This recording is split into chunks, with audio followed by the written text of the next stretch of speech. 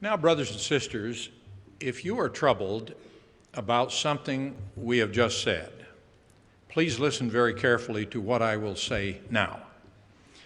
Perhaps you are a young man feeling pressured by what I have said about the need to start a pattern of dating that can lead to marriage. Or a young woman troubled by what we have said about needing to get on with your life. If you feel you are a special case so that the strong counsel I have given doesn't apply to you, please don't write me a letter.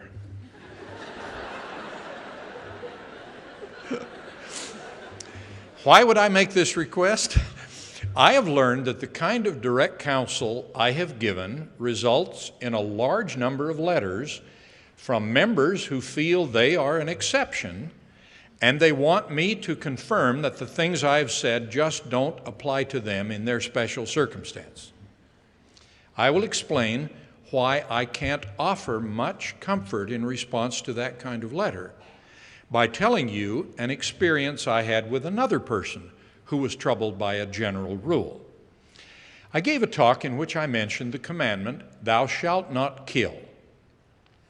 Afterwards, a man came up to me in tears, saying that what I had said showed there was no hope for him. "What do you mean?" I asked him. He explained that he had been a machine gunner during the Korean War. During a frontal assault, his machine gun mowed down scores of enemy infantry.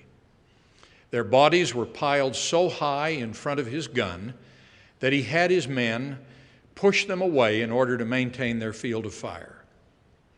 He had killed 100, he said, and now he must be going to hell because I had spoken of the Lord's commandment, "Thou shalt not kill."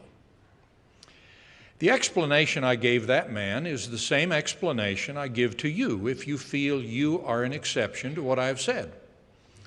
As a general authority, it is my responsibility to preach general principles. When I do, I don't try to define all the exceptions. There are exceptions to some rules. For example, we believe the commandment is not violated by killing pursuant to a lawful order in an armed conflict. But don't ask me to give an opinion on your exception. I only teach the general rules. Whether an exception applies to you is your responsibility. You must work that out individually between you and the Lord. The prophet Joseph Smith taught this same thing in another way. When he was asked how he governed such a diverse group of saints, he said, "I teach them correct principles, and they govern themselves." In what I've just said, I'm simply teaching correct principles and inviting each one of you to act upon those principles by governing yourself.